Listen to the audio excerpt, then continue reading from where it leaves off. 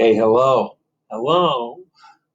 We're putting the head on. So you can see my head fits nicely that I made, and the plaster has solidified in there.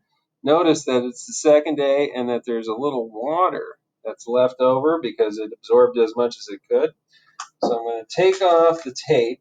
The plaster will hold the stick in place now. And I'm going to just pour out that extra moisture so it doesn't sit in there after I do this next step. And then to secure the head on here, I'm going to use some expanding foam. So if you've never worked with it before, I took off the top and it comes with this little attachment.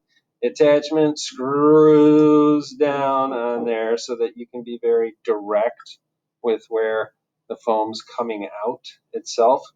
After you're done using it, you can take off this piece from this piece, and then you can reattach it later, and that way it's easier to clean that out so that you don't use it and then have this whole thing clogged up, because it will have some foam left in there afterwards, and if you let it dry and clean it out afterwards, it's easier to work with.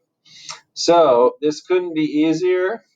I'm just going to take this and I'm going to shake this up.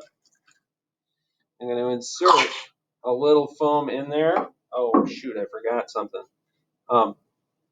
This stuff, when it gets on you, is really hard to get off. So I would use gloves, but I forgot to put them on myself.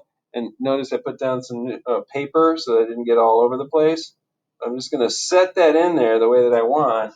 And then because the foam is going to continue to expand, like let's say I want her looking slightly to the right or something like that. I'm just going to put a piece of tape over her head in a couple of directions.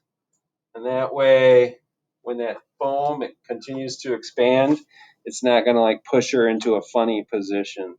That's all there is for that part. The next thing that we have to do is just paint it and clean up the neck, which will only take a minute for me to show you. So one more video and then we're all done.